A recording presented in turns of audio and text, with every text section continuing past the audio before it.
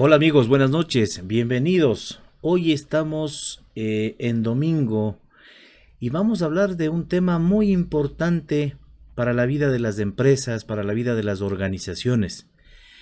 Hoy tenemos la presencia de nuestro amigo Carlos Ortega desde México. Vamos a hablar sobre los sistemas antisoborno, los sistemas de gestión ISO 37001.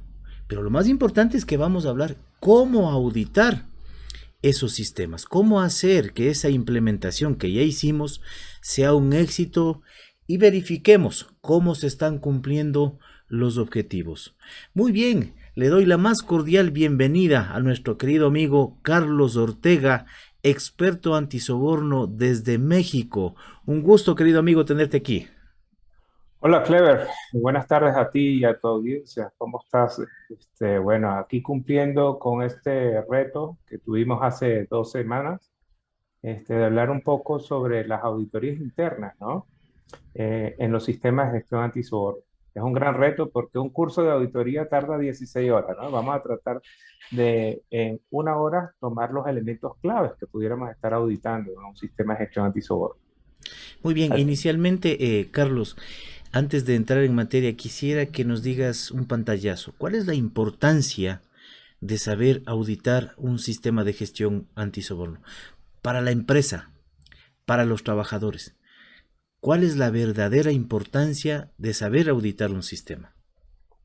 Bueno, si vamos al concepto de auditoría, es una herramienta para una mejora continua, ¿no? Lo que vamos a estar viendo y ahorita lo vamos a estar viendo más a detalle, ¿no?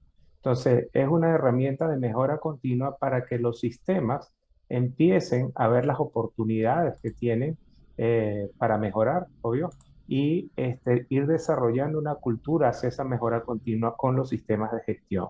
En este caso, de una gestión antisoborno como tal. Muy bien, pero ¿cómo le convences tú al gerente, al representante legal, de que es bueno un sistema antisoborno? ¿Cuál sería el argumento que nuestros amigos que nos están observando y que nos están escuchando deberían decirle al representante legal, al gerente, al dueño de la empresa? ¿Por qué debería yo implementar un sistema y por qué debería yo auditarlo periódicamente?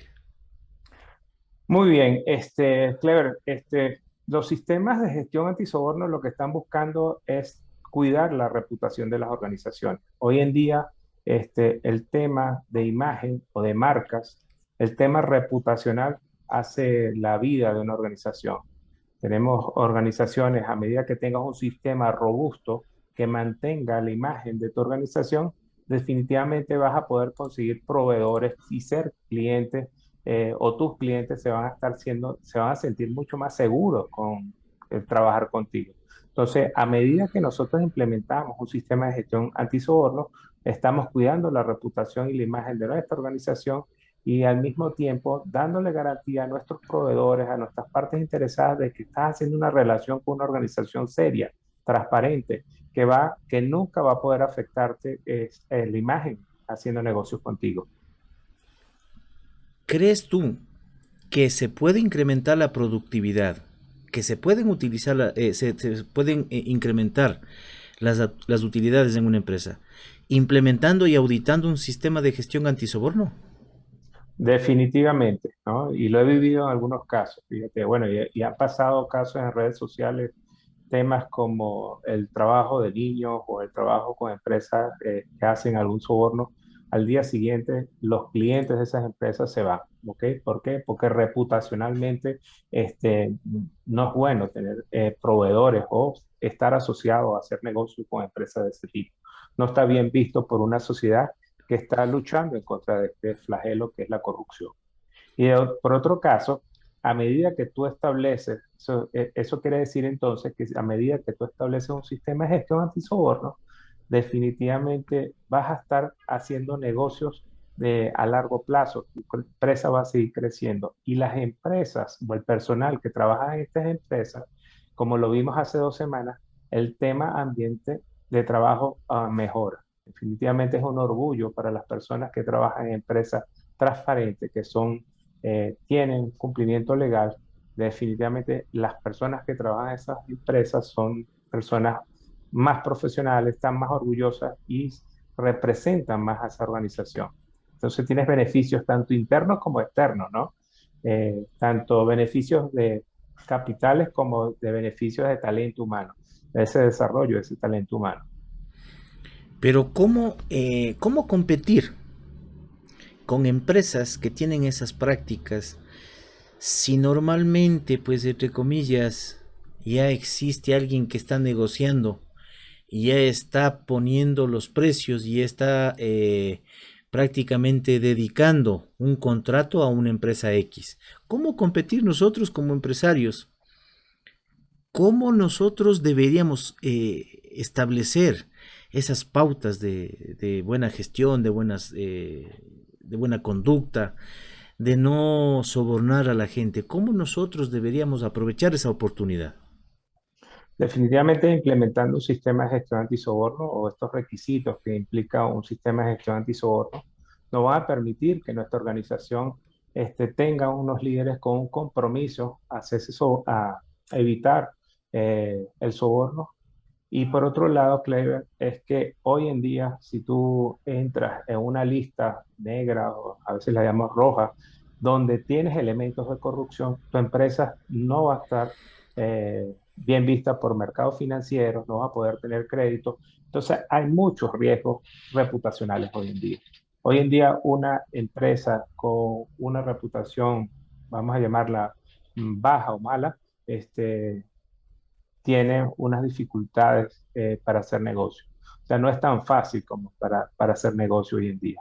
Sí pueden existir elementos o empresas que digan, bueno, sí hay soborno, sí, pero el día que se descubra ese soborno, esa empresa, caso de Brecht, esas empresas caen en un tema reputacional que les hace un impacto bien grande, que lo estás viendo, ¿no? Hoy en día las grandes empresas, las transnacionales evitan tener relaciones con empresas que tengan dudosa reputación. Entonces, el cuidado de tanto de los líderes de esas organizaciones, este, reputacionalmente, como la imagen de esa organización, hace la implementación de sistemas de gestión antisoborno, ¿no? En este caso. Muy bien, Carlos. Vamos saludando a los amigos que están ya conectados. Gracias a todos quienes ya se unieron a la transmisión de IPS, de la comunidad IPS. Muy bien, gracias Milion Rivadeneira. Buenas noches, estimados Clever y Carlos. Saludos cordiales desde Quito, Ecuador.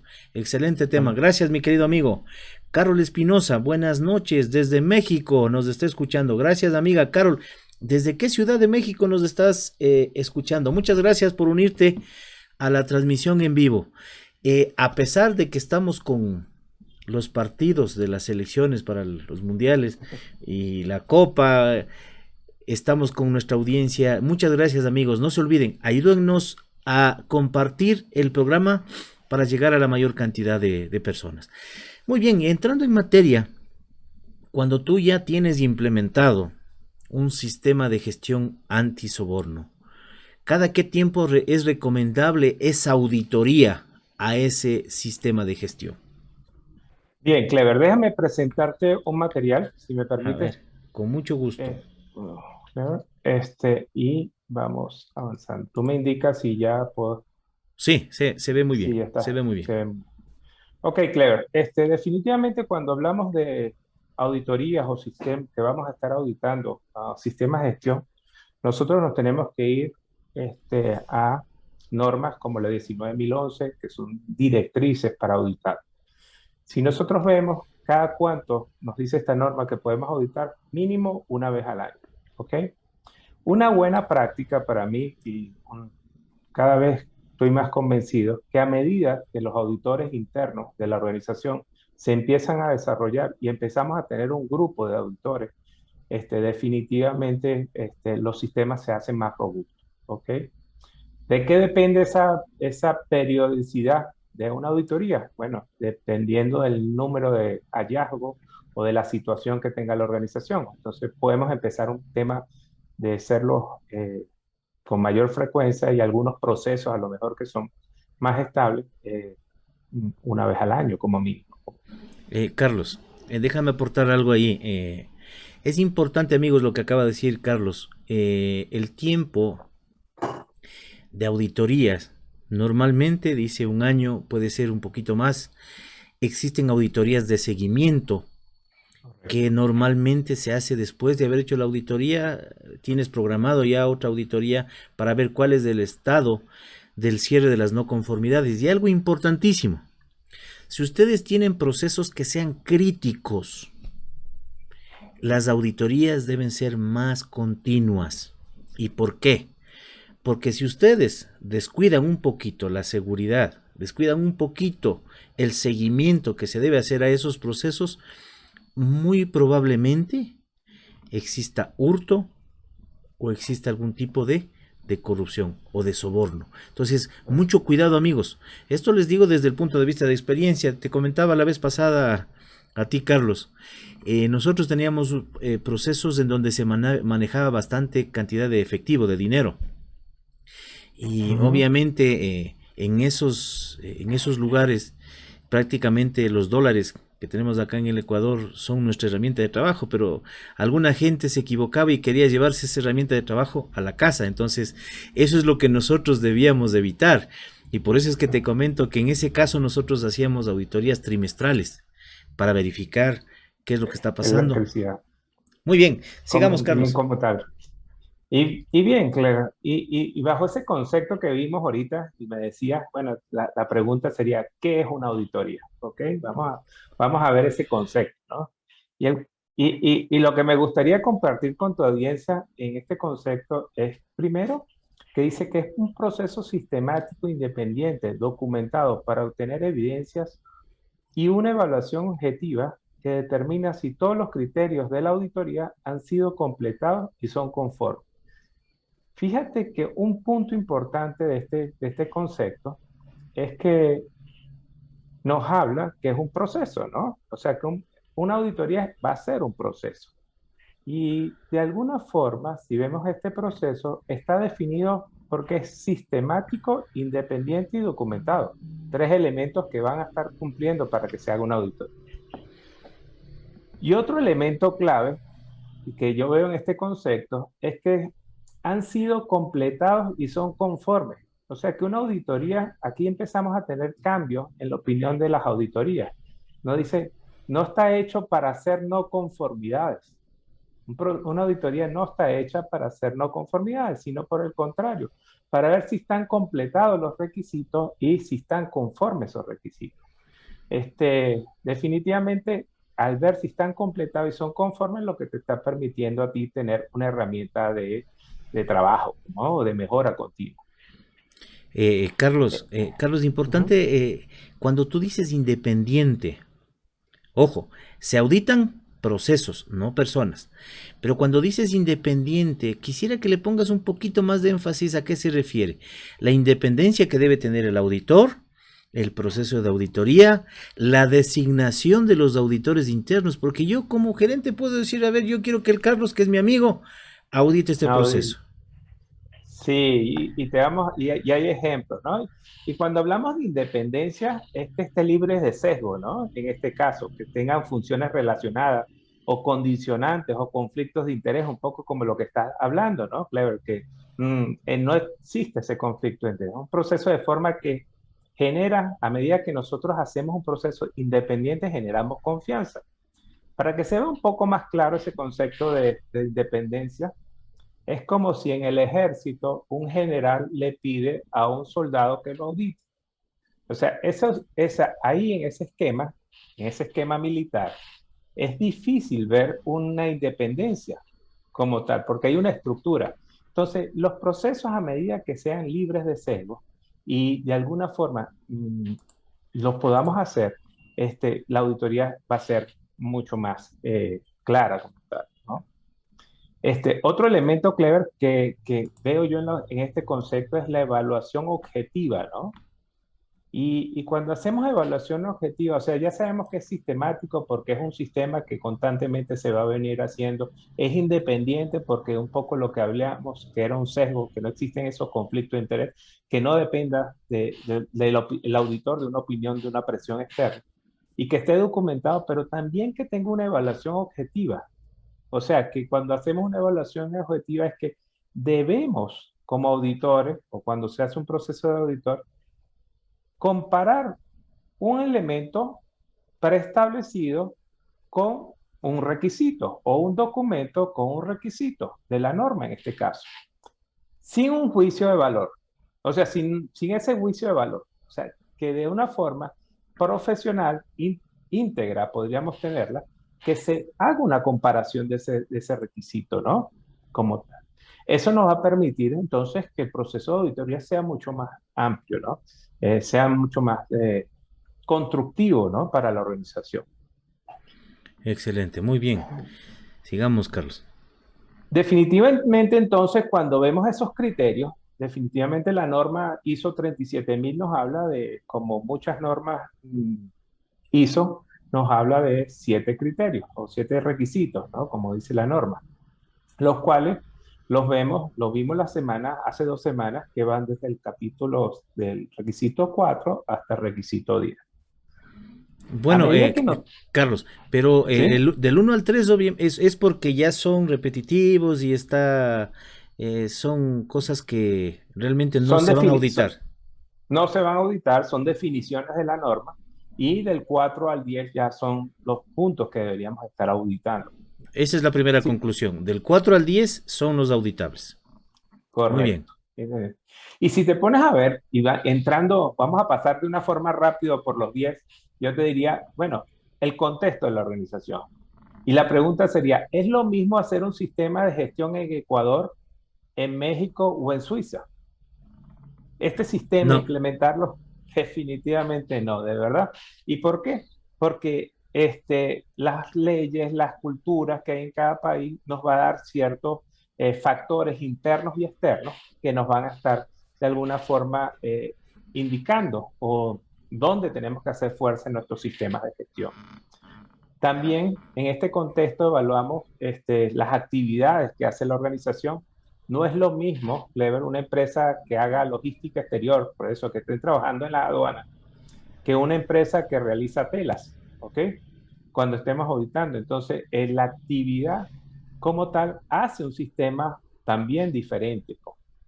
Y lo que habíamos visto, ¿no? La legislación, las normas que existen en cada país nos van a permitir tener un contexto bastante diferente. Un punto importante de esto es que entonces empecemos a evaluar estos factores, qué factores nos están haciendo presión para nosotros empezarlos a identificar. ¿Y qué identificó la organización como tal? ¿Sí? Carlos, tú como auditor, ¿qué es lo que pones énfasis en este punto, en el contexto de la organización? ¿Qué es lo que tú revisas el momento que estás auditando? ¿Qué es lo que vas a preguntarle al auditado para que ellos puedan defender su implementación del sistema?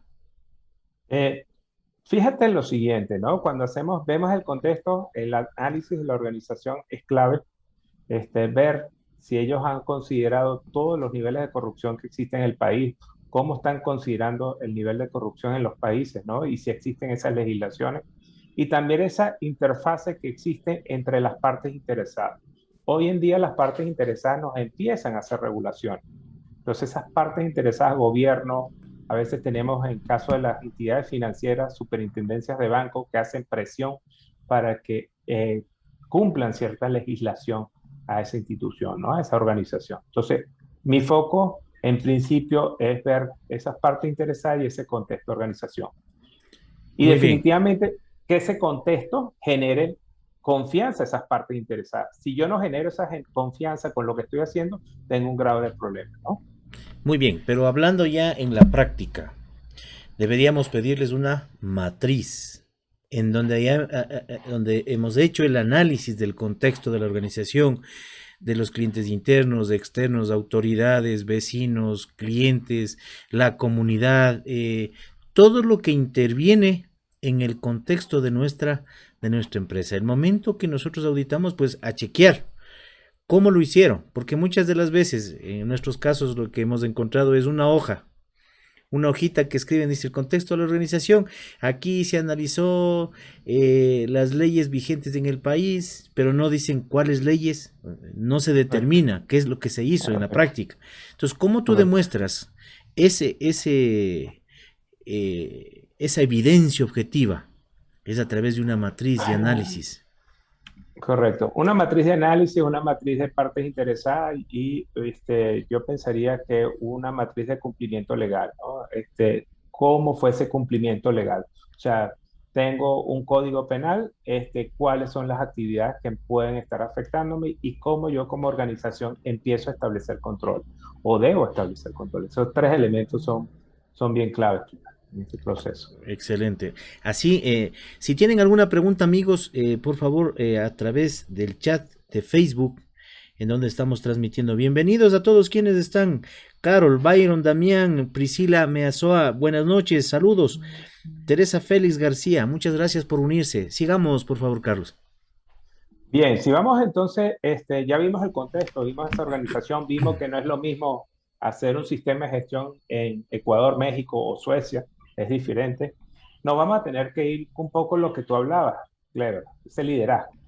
Y en ese liderazgo, cómo cómo es la estructura de esa organización, cómo está compuesto un órgano de gobierno, entendiendo que hay organizaciones que tienen órganos de gobierno o consejos de administración, cómo está definida esa alta dirección y por último, cómo está definida esa función de cumplimiento de soborno, que es la persona que de alguna forma tiene la autoridad para la operación del sistema de gestión antisoborno. Entonces, cómo están estructurados y cómo ellos están cumpliendo sus responsabilidades en el sistema. Un punto importante aquí es la política antisoborno.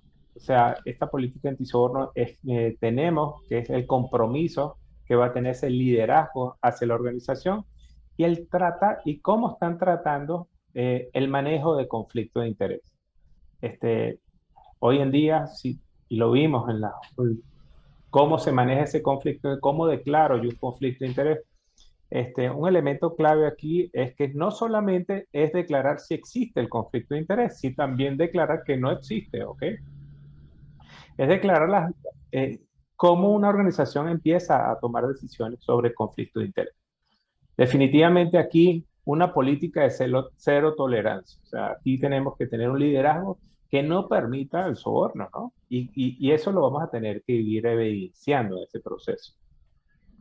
Es importante también que cuando ves esta parte de liderazgo, vayas y analices el tema de presupuestos, porque si tú tienes un sistema de Lo vamos a ver. gestión y no has aplicado el proceso de capacitación, el proceso de inducción, si necesitabas implementar un software, una herramienta para evitar actos de soborno, y si no lo hiciste, eso es falla de liderazgo, porque no estás demostrando que como líder de la organización estás comprometido a eso. No sé qué opinas tú, Carlos.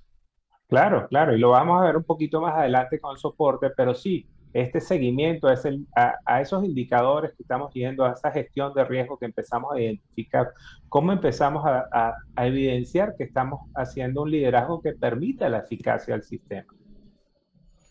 Bien, si vamos al capítulo 6, que nos habla un poco sobre esas acciones de riesgo de soborno, definitivamente esta es la columna vertebral de un sistema de gestión hoy en día, ¿no? Para mí me encanta la gestión de riesgo, ISO 31000 o COSO, tienen excelentes metodologías y lo interesante de una gestión de riesgos es el análisis preventivo. O sea, y tal como lo decías tú, Cleber, o sea, si estamos manejando dinero, ¿cuáles son los controles y cómo vamos a evitar que no nos falte dinero, ¿no? En la organización o si falta dinero, ¿cómo lo vamos a estar reportando? Porque tenemos que reportar, ¿no? Entonces, esta gestión de establecer la gestión de riesgo, de ver cómo nos planificamos, si hay un control que no esté establecido, o sea, con un poco lo que decía, empezamos a auditar cada 3 meses, pero seguimos teniendo problemas. El problema no es la auditoría nada más, es que los controles y las acciones que estamos tomando no nos ayudaron para evitar que saliera el dinero, ¿no? Tomando el ejemplo que me diste. Sí, no, y más que todo, Carlos, existen controles que supuestamente se están efectuando o están planificados, pero en la práctica no se hacen. Por ejemplo, revisión de cámaras o entrevistas periódicas o exámenes de confianza, evaluaciones de confianza periódicas, y eso no se los ejecuta. Entonces, ahí es cuando tú te das cuenta que ese sistema únicamente está en papel y no existe esa implementación. No sé si te ha ocurrido en las auditorías que has pasado tú. Correcto, correcto. Y esta es una fuente, la matriz de riesgo que tenemos hoy en día en las organizaciones, es una fuente de identificar cumplimiento del sistema bárbaro, ¿no? De aquí podemos sacar muchísima información como auditores. O sea, de aquí ver, tal como le dijiste, cómo está implementado el control, vamos a ver si el control se está haciendo de la forma que fue definida. Y esto nos va a permitir a nosotros como auditor ver oportunidades, ¿no?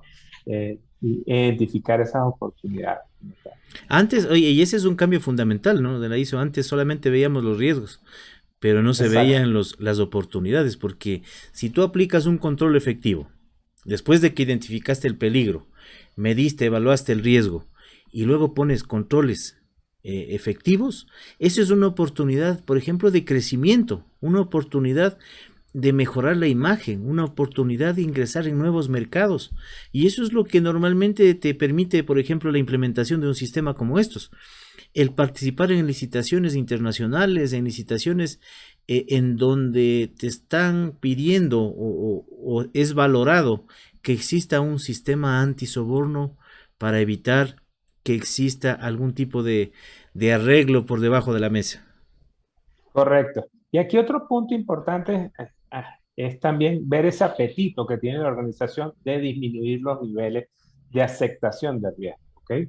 Entonces, hoy iniciamos, por decir un ejemplo, para el público que a lo mejor no está muy relacionado a un riesgo, es la probabilidad por la consecuencia, ¿no? Entonces tenemos una probabilidad alta y una consecuencia de que tengamos un riesgo reputacional y empezamos a establecer control. A medida que empezamos a establecer controles, decimos, bueno, hasta aquí está el nivel. O hasta como organización establecemos esos niveles que vamos a aceptar. A medida que las organizaciones sean mucho más estrictas, busquen ir hacia abajo de esos niveles, definitivamente en la organización empiezas a ver un cambio de cómo está avanzando el sistema. Es un buen punto. No, Lo- oye, y adicional lo que comentas tú, Carlos, regrésale la claro que anterior. sí, claro, claro. Eso, ahí. Dices el nivel de aceptación de los riesgos. Les comentaba en la ocasión anterior que existen empresas que por ganar un contrato coiman, dan dinero y no se dan cuenta que lo que les queda después de haber dado ese dinero no les alcanza para las operaciones.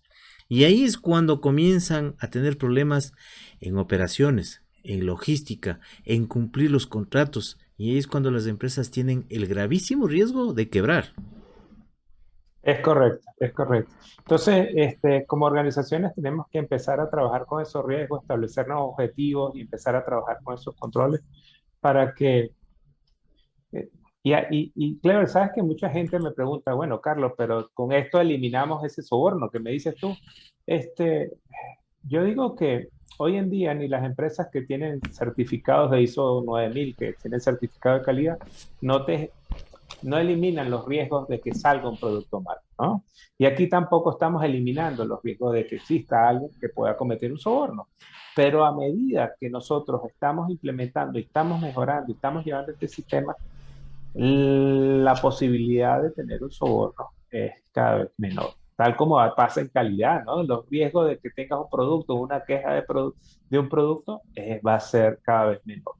Entonces, este es lo bonito del sistema de gestión y lo bonito de que cuando empiezas a auditar y empiezas a ver un poco los riesgos, dices, bueno, pero ¿qué estamos haciendo, no? Con estos controles. No, Otro elemento, oye, y de todas maneras vas verificando si los controles que pusiste están dando resultado. Porque a veces ponemos controles que no tienen nada que ver con el peligro y el riesgo encontrado, pues obviamente no vas a poder solucionar. es así. Otro elemento, Clever, es que es esa debida diligencia. Y cuando esto lo escuchamos muchas personas, due diligence, diligence, o debida diligencia. Si te preguntas qué es esto, yo diría, bueno, es el proceso que hacemos previo a una contratación de una persona o de un proveedor y de proveedores clave. Un poco lo que me decía. O sea, yo voy a contratar a un director o a un gerente de planta. ¿Qué debida diligencia le estoy haciendo a esa persona para que entienda la importancia de la ética y en la lucha antisoborno que tenemos dentro de la organización? Entonces, empezamos a ver cómo se está comportando ella. Fíjate que esta debida diligencia no solamente es para los ingresos, sino, bueno, hoy Clever lo vamos, o a Carlos Ortega lo vamos a promover para director. Pero tú me hiciste una debida diligencia cuando entré, pero en los 5 años, en los 7 años, mi comportamiento dentro de la organización es bueno, pero fuera es un desastre. Entonces, esta debida diligencia tenemos que empezarla también a ver cómo lo estamos haciendo en las promociones. O sea, nosotros tenemos que garantizar que los líderes de una organización tengan una debida diligencia. Elemento clave hoy, si tú empiezas a ver las empresas que estudian el comportamiento de las organizaciones, empiezan a ver que la debida diligencia es un elemento clave.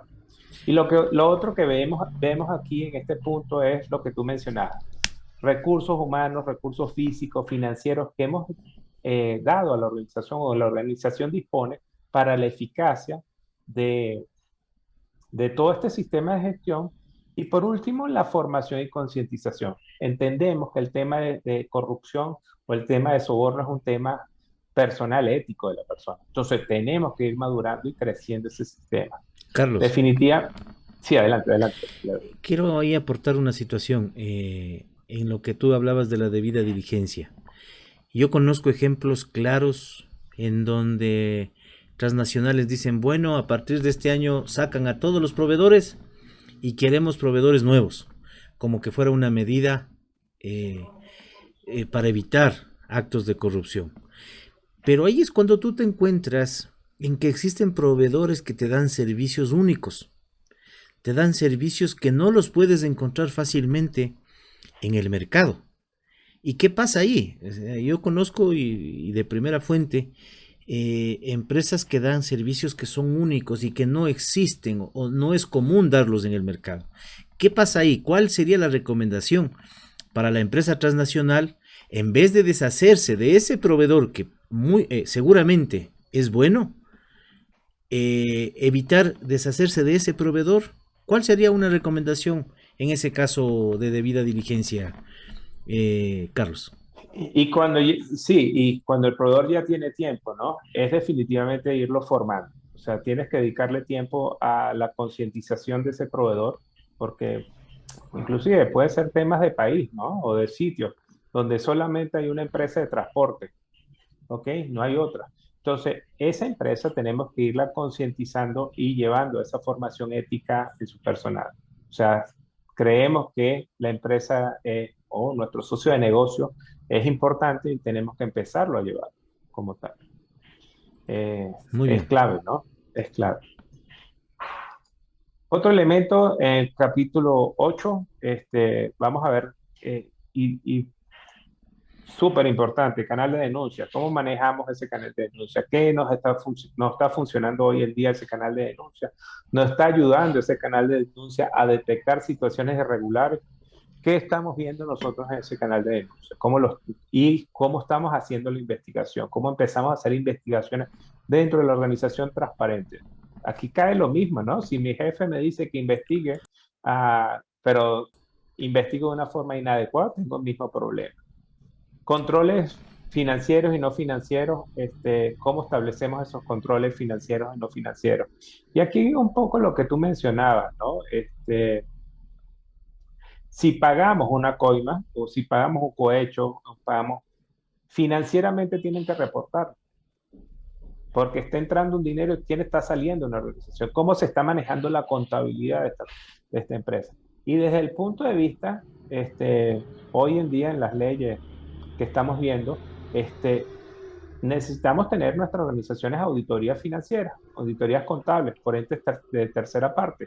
Entonces, ¿cómo empezamos a tener auditorías que nos empiecen a dar resultados? ¿Cómo empezamos a tener auditorías que cambiemos ese auditor de auditorías financieras que no sea el mismo de 10 años, ¿no? Empecemos a tener una rotación de auditores y que tengamos un manejo transparente de lo que estamos haciendo.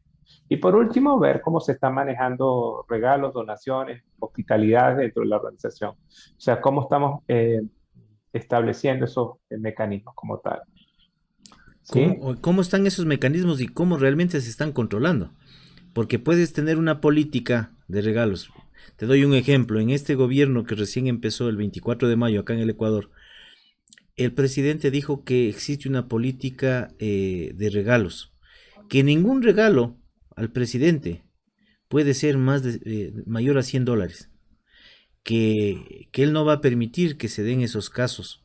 Y si es que se dan esos casos, serán debidamente distribuidos Notificado. o notificados o entregado a alguien, ¿no es cierto? Entonces, Correcto. importante que se cumpla, no solamente que se diga, sino que se plasme y que se ejecute esa política.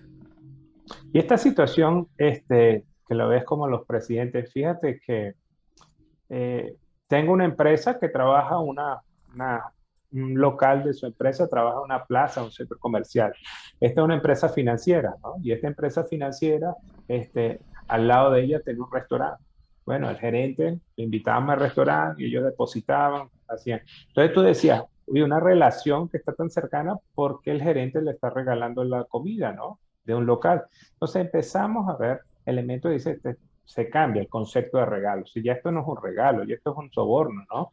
Este, y aquí, importante que lo hablamos, que no hablamos de dinero, estamos hablando de regalos, este, que pueden estar afectando. Me he conseguido, Clever, en muchas situaciones, bueno, que la organización, así como lo hizo el presidente, establece, mira, oye, el bolígrafo, hasta lo damos nosotros como organización regalamos un bolígrafo, pero esto es una forma sana de hacer una negociación y es parte de nuestro servicio. Entonces, no vamos a prohibir, ponemos unos límites del costo del bolígrafo, no estamos regalando un Mont Blanc, establecemos un costo del bolígrafo y hacemos lo mismo. O sea, podrías recibir como organización, pero es bueno que se establezca, ¿no? Y cuando Haciendo, se... disculpa que te interrumpa, haciendo un comentario sobre lo que tú dices. Un parámetro de evaluación en las empresas es que, por ejemplo, en algunas empresas dicen, oye, no te puedes reunir con proveedores, no puedes aceptar hacer negocios en un almuerzo, no puedes aceptar invitaciones a cenar, no puedes aceptar invitaciones a fiestas, farras. Pero en otras empresas, lo que te dicen es, a ver, ¿en dónde cierras tú los mejores negocios? En un almuerzo, en una cena, en una comida. Todo está, cómo está orientada esa política, Exacto, exacto. qué tipo de empresa tienes tú y si es que esa invitación a almorzar puede ser o no puede ser considerada como soborno. ¿Qué opinas de eso, Carlos? Correcto, correcto. Y cómo cuidas, ¿no? Esa cena, ¿no? El ir un solo gerente a una cena con un cliente, con un proveedor pudiera tener. Ahora, pon dos gerentes o establece unos límites también de consumo en esa cena, establece unos lineamientos muy claros. Definitivamente, te cambia el concepto como tal. Entonces, sí veíamos, o sea, eh, te puedo decir, una mesa de hacer negocio con 3 botellas de whisky o de una bebida, de vino. Entonces, no están haciendo negocio, ¿no? ¿Cómo empezamos a controlar esto, ¿no? Este, hay países que es natural, tal como lo estás diciendo. O sea, cerramos el negocio cenando o cerramos el negocio. Pero entonces, ¿cómo empezamos nosotros a empezar a dar una cultura hacia esa ética que queremos llevar como organización? Hay que establecer. Pero, Carlos, en mi caso, si yo soy el dueño de la empresa y voy a cerrar un negocio o existe un empresario del exterior que me dice, Clever, yo quiero que tú o tu empresa trabaje con nosotros, que sea el representante nuestro acá en el país, y yo les invito un almuerzo, no es que les esté sobornando, sino que tal vez puede ser parte de una reunión de un día de trabajo. Entonces, hay que establecer bien esos lineamientos, esos parámetros. Hay que establecerlo muy bien, y Así que es. quede muy claro, Y, ¿no? pa- y, y para todas las Tal, funciones. tal como lo dijo el presidente de Ecuador no está diciendo que no va a aceptar regalos, pero puso su parámetro. ¿Ok? Nosotros como organización estamos diciendo, sí, puedes ir a comer, pero tienes estos niveles de viático, de hospitalidad para tu persona. Y eso va a empezar a cambiar, empieza a ayudar un poco la organización. Muy bien. También, capítulo 9 ya me faltan dos, claro. Definitivamente las organizaciones deben evaluar su desempeño antisoborno. Aquí hablamos de indicadores claves de cumplimiento, lo que llaman KCI o Key Compliance Indicator. Poco se utiliza esa nomenclatura en el caso de todo lo que es normas de cumplimiento. Entonces, empezar a ver qué se está midiendo y qué resultados se están dando. Es posible que yo establezco, bueno, vamos a establecer un indicador y ese indicador está fuera de meta, es preguntarnos, tal como los controles, por qué está fuera de meta, qué estás haciendo para llegar a la meta que te estableciste y un poco ver cómo está actuando la organización. Carlos, ¿cuál sería un ejemplo de indicador clave de cumplimiento? Por Como, ejemplo, umbral de riesgo, o sea, cuánto tuviste de un riesgo que te estableciste como nivel de riesgo residual y cuánto tienes en tus niveles de riesgo, o sea, ese umbral de riesgo. Pudiéramos tener en temas de otro indicador, y podemos hacer un tema, si quieres, clever de esto, eh, eh, ¿qué indicador, cuántas políticas de antisoborno se aceptaron por el personal o cuántas sensibilizaciones o cuánta formación dimos versus lo planeado, en este caso buscando lo que decíamos en el capítulo 6 de formación y concientización, entonces empezar a establecer esos indicadores, ¿ok? Eh, muy bien, Carlos. Discúlpame que te interrumpa. Vamos vale, a conversar y a saludar a todos los amigos que están conectados. Recuerden que estos programas nuestros son interactivos. Necesitamos la participación de todos nuestros amigos que están conectados. Priscila, buenas noches, saludos. DPX Consultores, un saludo, apreciado Clever Parra. Gracias amigos por estar conectados. Azul HM dice saludos desde México. Víctor Manuel López Hurtado, saludos desde Nicaragua. Un fuerte abrazo, mi querido Víctor. Víctor Manuel dice compartido en las redes sociales. Gracias, querido amigo. Muy amable por tu apoyo. Valoro siempre el apoyo que me das, Víctor. Muchas gracias. Christopher Arzán. Buen tema para la organización. Gracias por el aporte. Saludos desde Chile. Muy bien, amigos. Sigamos, Carlos. muy bien, entonces medir lo que estamos haciendo es clave. También las auditorías internas, tú tocaste al principio el tema, me adelantaste con el tema de cómo es nuestro programa de auditoría, cómo estamos haciendo con las áreas de mayor riesgo y tener reuniones de revisión por la dirección. Una forma de demostrar ese compromiso de la dirección es teniendo esta revisión por la dirección. Definitivamente, la inclusión a las evaluaciones de desempeño es clave. O sea, que la organización sepa cómo se está moviendo nuestra organización en temas de cumplimiento es clave. Esto parecía que era una caja negra de todos los aviones, hoy estamos abriéndola, ¿ok? Y la organización empieza a entender y a valorarla, ¿no? Este, Tal como lo dije, ¿qué nivel de formación y concientización en temas de ética tiene la organización? Es un número que debería saber toda la organización. Y es importante, eso es uno de los factores de riesgo psicosocial. El momento que tú no informas a tus trabajadores sobre algún tema en específico, sobre producción, sobre seguridad y salud, sobre calidad, sobre el antisoborno, si tú no informas efectivamente a tus trabajadores, a tus gerentes de área, ellos van a tener un malestar. Y lo que tú acabas de decir es muy cierto, Carlos. Hay que tener la participación de todos ellos, incluirles en los procesos. Exacto. Esa inclusión tiene que ser parte de todo, a los diferentes niveles, ¿no? Y por último, definitivamente la mejora. Hoy en día dijimos que las auditorías te pueden dar no conformidades. ¿Cómo tratamos esas no conformidades? ¿Cómo, si existe un incumplimiento? Porque la organización este, no pagó o tuvo una multa. Entonces, ¿cómo fue ese incumplimiento? ¿Qué estamos haciendo para que no se repita ese incumplimiento? ¿Y cómo mejoramos el manejo de las mejoras? Hoy en día es clave, ¿ok? Definitivamente tenemos que posicionar el tema como esencial para alcanzar los resultados de la organización. ¿Cómo es? Y creo que uno de los objetivos de un sistema de gestión, en este caso antisoborno, es la mejora continua. Tiene Si, que mejorar. si no mides, no controlas. Si no controlas, no mejoras, o lo que estás haciendo o lo que estás revisando se pierde. Eso es en definitiva. Y por último, Clever, te pongo que todo este proceso que estamos haciendo aquí definitivamente tiene que ir con una determinación de ese auditor, ¿no? ¿Cómo empezamos a crear esas competencias en ese auditor? Entonces, formación académica, experiencia laboral, experiencia en auditoría, formación de auditor, tenemos que ir, la organización tiene que ir avanzando sobre estos temas para que se construya un auditor que cada vez sea más fuerte para tu sistema y que te ayude, ¿no? Como tal. Y que Ese, tenga esas características del auditor que son indispensables, porque tú hablabas hace un momento de que debe ser imparcial, de que debe ser objetivo, de que no debería dar oídos a alguien que quiera direccionar esa auditoría y que tenga las competencias necesarias para auditar ese proceso. No sé, correcto. y quería preguntarte, desde tu punto de vista, ¿qué tan recomendable es de que el auditor no pertenezca a la misma área que va a ser auditada? ¿Qué te parece esa inquietud?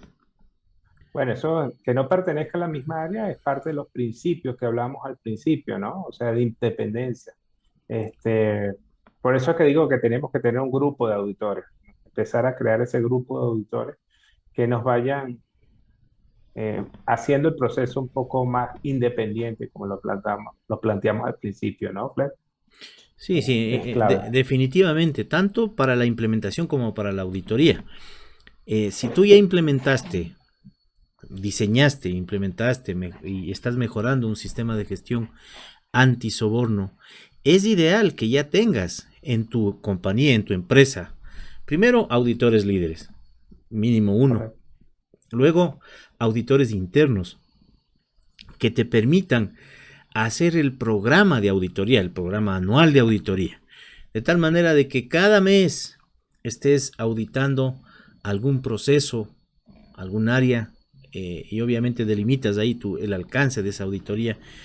Y este equipo va a asegurar la mejora continua, porque el momento que tú estás auditando los procesos críticos o los procesos que tú decidas, estamos controlando que los procesos se hagan de la manera prevista, de la manera planificada, y eso nos permite mejorar. No sé. Así es, Clever. Y fíjate que entramos en la disyuntiva, ¿cuántos auditores requerimos a una organización? ¿No? Me he conseguido empresas de 600 trabajadores y dos auditores. O sea, ¿por qué tenemos dos auditores? O sea, si tenemos un programa de auditoría y falla uno de estos auditores, nuestro programa falla. Y yo en mi mensaje, no hay una ecuación matemática para determinarlo, pero yo pienso que definitivamente al tener mayor cantidad de auditores internos en tu organización, estás haciendo un proceso de concientización bárbaro, ¿ok? O sea, a medida que tengas esa cantidad de auditores y veas por dónde van los sistemas y veas la importancia del porqué de las cosas, tú dices, tu organización empieza a tener un cambio significativo en todo esto.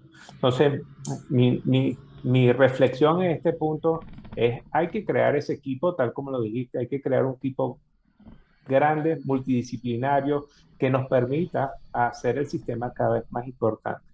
Es posible que en algunas ocasiones se refuerce con personas externas a ver otros puntos de vista o el mismo proceso de auditorías de certificaciones nos ayudan, pero definitivamente tener un equipo de auditores hoy en día es muy clave para una organización.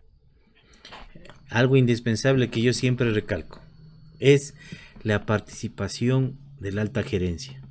La alta gerencia tiene mucho que ver en esto porque ellos son los que designan los recursos, porque son los que supervisan, porque son quienes nos van a autorizar el tiempo necesario.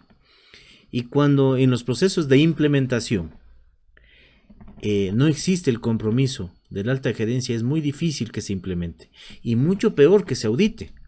Porque acuérdate que nosotros, que este momento estamos hablando de auditoría de un sistema antisoborno, significa que ese sistema ya existe. Y antes, la alta gerencia ya tomó la decisión de implementar este sistema porque cree que es bueno para la organización, es beneficioso, nos abre puertas. No Correcto. sé, en tu experiencia, Carlos, ¿qué inconvenientes has encontrado tú cuando auditas y ves que el sistema no ha estado implementado de una manera adecuada? Sí, nosotros, bueno, lo decimos, son sistemas de papel, ¿no? O sea, muy débiles, ¿no? Que están hechos solamente para dar cumplimiento y para tener un certificado. Lo bonito de los sistemas que cuando tú lo implementas y los llevas, tal como lo hemos hablado, ¿no? A medida que tú los internalizas en la organización, el liderazgo asume la posición, porque estas son buenas prácticas, Clever. Esto no estamos inventando. Aquí agarró las mejores prácticas en el mundo, y las puso en un documento. Y nos dijo, si tú implementas esto, estás implementando las mejores prácticas. Entonces, definitivamente, tú puedes implementarlas de papel, como me estás diciendo, o vas más allá.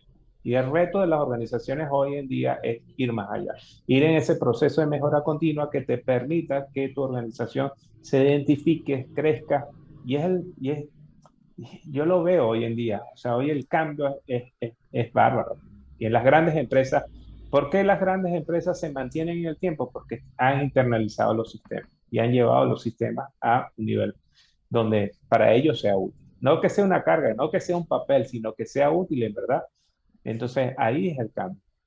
Y desde el punto de vista de la auditoría, Clever, otro elemento que yo veo, la primera auditoría, cuando yo hago un sistema y hacemos una auditoría, los operadores tiemblan con las auditorías o las personas tiemblan con las auditorías. No están acostumbradas a las organizaciones a que se auditen. Cuando ya se acostumbran, oye, es increíble. Es verdad que la imagen, la forma de responder las personas, la forma de llevar la organización es un cambio muy trascendental. Entonces yo creo que es un crecimiento como organización, las auditorías y los sistemas como tal. Indudablemente que cuando tú ya haces que estas auditorías sean parte de la vida de la empresa, son muy productivas. Yo recuerdo en algunas empresas cuando me contrataban como auditor externo, llegaba al principio y la gente me veía como que con miedo, con recelo, no querían hablar, no querían decir nada porque pensaban que lo que yo iba a poner en los informes les iba a perjudicar a ellos o tal vez iba a hacer que les despidan. Entonces había hermetismo. ¿Eso por qué se da? Porque no existía esa buena práctica de que llegue un auditor, primero con un lenguaje claro, segundo, con un plan de auditoría que esté detallado y que esté de acuerdo al alcance de la auditoría. Antes de que te comento esto porque eso es lo que normalmente se da y eso es lo que les interesa a los amigos que están escuchando. No existían, por ejemplo, reuniones de apertura. No existía ese espacio en donde se reúne con el auditado y se le explica el alcance, el cronograma de actividades, quiénes conforman el equipo auditor, cómo nos vamos a organizar, cuántos días va a ser la auditoría, quién va a auditar qué área de la empresa. Y ahí es cuando la empresa auditada pues pone un encargado, pone a una persona que esté coordinando con nosotros ese proceso de auditoría y nos dé la apertura Claro, a, claro. a las áreas. No sé si te ha pasado que hay veces que cuando tú llegas, la gente no sabe, en primer lugar no sabe que iba a haber auditoría. Y cuando les llamas al bodeguero, y cuando les llamas al de transporte, y cuando les llamas al de personal, no estaban listos, o sea, no sabían. No sé si te ha ocurrido eso, Carlos. Claro, muy común, ¿no? Y si veíamos, yo cuando doy los cursos de auditoría hablo que la palabra audit significa, viene del verbo latín, y era utilizada, los auditores, al principio eran auditados por los emperadores romanos para hacer el cobro de los impuestos, imagínate, ¿no? Entonces el auditor, a medida que hablaba con una persona, con un comerciante, decía, tú debes tanto dinero, ¿no? Entonces, yo siempre pongo este ejemplo porque a veces los auditores preguntamos y las personas no están acostumbradas a responder y hablan más de lo que tenían que hablar y entonces dan, y es el tema en que hablamos de la cultura, ¿no? ¿Cómo empezamos que la organización empiece a establecer y a responder a una auditoría de la forma correcta? Y esto es lo que estamos buscando, ¿no? Con los procesos de mejora, tal cual, Cleber. Muy bien. Entonces, amigos, en resumen, reunión de apertura, cosas claras, exponemos el plan, luego de eso cumplimos el cronograma de acuerdo a lo establecido, con los recursos necesarios, si es que es auditoría remota, con un buen internet, con acceso a las áreas que se tengan que ingresar. Se cumple el proceso, las horas de descanso, al finalizar una reunión del equipo auditor. Importantísimo también que que la empresa auditada quede clarísimo cuáles son las no conformidades mayores, menores que se les dejó puesto, porque hay veces que cuando no queda claro el tipo de no conformidad y la empresa auditada no acepta eso, ahí vienen los conflictos. No sé si te ha ocurrido eso, Carlos. No sé, yo Claro, enseñé todos claro. los documentos. O hay veces que te dicen, no se preocupe, sí tengo, pero ya viene y ya me entregan. Entonces, en ese momento se ponen a hacer, oye, ponte a hacer este documento que nos dan. Y comienzan a inventarse registros, documentos de capacitaciones, de formaciones, de entrenamientos, de procesos que tenían que haber cumplido. No sé si te ha ocurrido eso, Carlos. Sí, sí, y tal como lo dijiste, ¿no? Agregando para tu comentario, los hallazgos, las no conformidades, yo siempre digo que tienen que estar presentes en tres sitios, ¿no? El primer sitio, en donde te conseguiste el hallazgo. Si yo me consigo un hallazgo con Clever, y Clever me dice que no está de acuerdo con el hallazgo, va a ser un punto de mis reportes, pero yo tengo que decir que aquí hubo un hallazgo, ¿no? El segundo punto, en mi reunión de cierre, tengo que aclarar con los líderes el hallazgo. Y el tercer punto en mi informe de auditoría. Esos tres elementos, esos tres espacios tienen que estar siempre los hallazgos. Perfecto, la reunión. Y algo importantísimo que me olvidaba es el informe de confidencialidad. Y Recuerda la que si eres, confidencialidad. recuerda que si eres auditor externo, todos los documentos o todo lo que tú veas es de la empresa y debemos firmar un acuerdo de confidencialidad para que no exista fuga de información. Muy bien, mi querido Carlos, vamos cerrando ya el programa. Vamos saludando a todos los amigos que nos están escuchando y nos están viendo. Muy bien, vamos a saludar a Hugo Ponce, excelente presentación. Saludos desde México. Priscila dice buenas noches, saludos. Muy bien, acá vamos a seguir saludando a Víctor Manuel, compartido en redes. Cristóbal Gonzalo Espinosa, hola, qué honor, Clever, dice. Gracias, mi querido amigo Cristóbal, gracias por unirte a nuestra transmisión, gracias, un fuerte abrazo, querido amigo Cristóbal Espinosa. Muy bien, importante las auditorías cruzadas, dice Víctor Manuel López Hurtado. No sé a qué se refiere el tema de auditorías cruzadas, Carlos. Bueno, auditorías cruzadas, podríamos tener auditorías cruzadas. Si tenemos varias sedes, cruzamos las personas de una sede, audita la otra sede. Si no tenemos esas dos sedes, podemos estar haciendo cruces entre departamentos, ¿no? Entonces, que un departamento de unas personas de unos departamentos auditen a otro departamento y hagan ese cruce, ¿no? Como tal. Esto para garantizar esa independencia que tanto hablábamos, ¿no? Entonces, es muy buena recomendación establecer esquemas cuando son equipos internos, de tener elementos que nos permitan ese cruce de auditores. Excelente Eh, comentario, Víctor Manuel López Hurtado. Saludos desde Uruguay, Sergio Guiarco. Gracias, mi querido amigo Sergio. Un abrazo hasta Uruguay. Las auditorías son para mejorar el sistema de gestión y la rentabilidad, de mejorar las operaciones de la organización. Eso nos comenta Víctor Manuel López. Para la organización debe haber un sistema de gestión con seguimiento para que las auditorías funcionen bien, ¿correcto? Completamente de acuerdo, Víctor Manuel López Hurtado. Buenas noches, gracias, saludos cordiales, Pilar Herrera. Muchas gracias a todos quienes se unieron a esta transmisión. Vamos cerrando en honor al tiempo y obviamente en honor al tiempo de nuestro invitado. Mi querido Carlos, un mensaje final sobre el tema importantísimo de las auditorías de sistemas de gestión antisoborno. Bueno, definitivamente nosotros tenemos un reto bien grande con esta lucha anticorrupción. O sea, tenemos una lucha que tenemos que buscar eliminar esa corrupción. Y definitivamente existen organizaciones como Intedia, IPC, que estamos para ayudar a las organizaciones a crear estos sistemas, a auditarlos. Y hoy en día nuestra mejor voluntad para apoyar a que las organizaciones tengan elementos que nos permitan esa transparencia y en todo el ámbito de la productividad que se han planteado, ¿no? Como tal. En nombre mío, Clever, muchísimas gracias a ti y a toda la audiencia. Te dejo, me pueden ubicar por LinkedIn. Sí, por favor, dale por favor, LinkedIn, ¿cuáles son tus redes sociales? LinkedIn, Carlos Ortega, y estamos en Intedia Querétaro, www.intediaquerétaro.com, para apoyarlos en todo lo que ustedes quieran. Muchísimas gracias. Muchas gracias a todos quienes se unieron. Andrea Ortega, excelente tema. Silvana Valle, al investigar la ética, honestidad, actos antisoborno, las declaraciones de hecho podrían ser subjetivas. Una pregunta que te hacen, Carlos, antes de que te vayas, dice. Dice, al investigar la ética, honestidad, actos antisoborno, las declaraciones de hecho podrían ser subjetivas.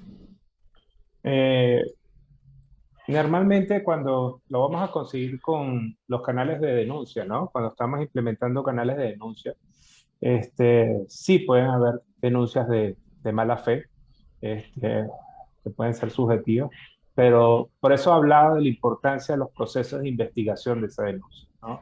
Hoy en día tenemos que acostumbrar a las organizaciones a hacer denuncias y hacer procesos de investigación, tal como lo está pidiendo la norma, y ese proceso de investigación te va a permitir tener objetividad en la denuncia.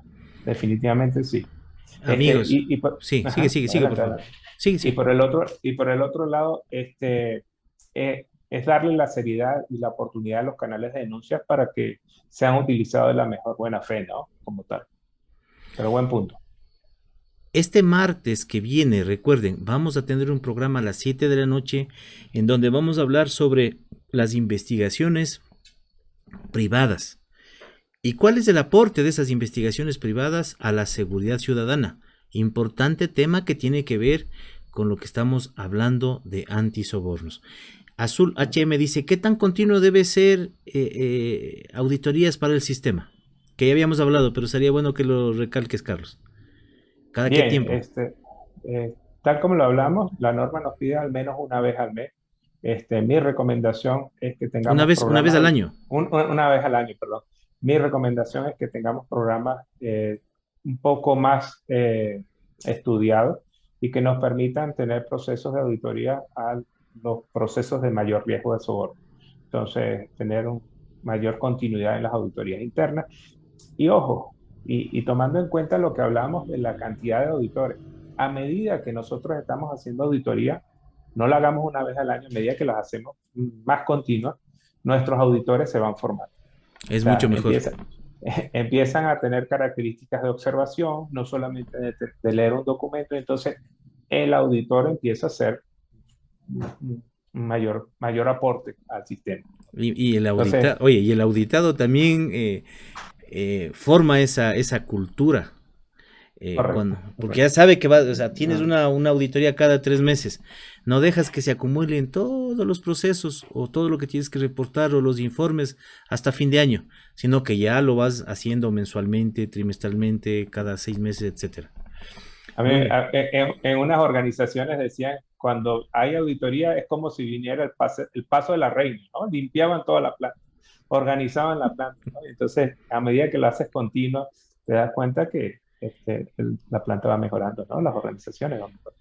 Muy bien, gracias Samantha Guiarco por estar con nosotros, Víctor Hugo Herrera Maldonado, gracias querido amigo, Alejandra Hernández desde México, saludos, Samantha, saludos también desde México. Priscila, felicitaciones. Muchas gracias, Priscila. No se olviden, el próximo domingo estamos a las 7 de la noche, ¿no? Hora de Ecuador.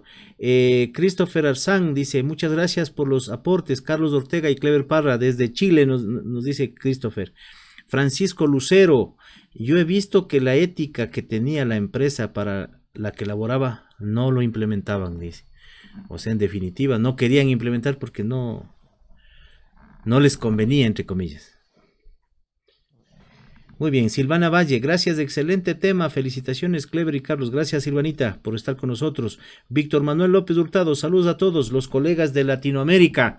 Un querido abrazo, mi querido amigo Carlos, agradeciéndote por tu tiempo, por tu predisposición, a todos quienes participaron y a todos los que observarán este video. Recuerden que está grabado en Facebook y también está grabado acá. Ustedes observan aquí abajo, les comento que tenemos ya, aunque no son muchos, pero somos los mejores, estamos ya más de 400 suscriptores. Esta es una meta que hemos tenido. Amigos, ayúdenme compartiendo estos programas para llegar a la mayor cantidad de personas. Lleguemos a la meta de los 1000 primeros suscriptores en este año. Aquí ustedes encuentran todos los programas que hemos hecho durante este año, durante el año anterior de pandemia y durante este año, de varios temas. De temas de sistemas de gestión, de seguridad, de calidad, de ambiente, de antisoborno, que lo acabamos de hacer con nuestro amigo Carlos, todo lo que es de prevención de riesgos laborales, todo lo que es de prevención de sistemas, de prevención de factores de riesgo psicosociales, que es importantísimo. Ustedes van a encontrar aquí varios programas en donde hemos tratado de compartir información valiosa para todos nuestros amigos de Latinoamérica. Les agradecemos mucho por estar siempre con nosotros, queridos amigos. Para mí ha sido un honor. Carlos, nos vemos en la próxima ocasión y gracias a todos por estar con nosotros. Clever, y a tu audiencia, feliz domingo. Descansen. Gracias, Carlos.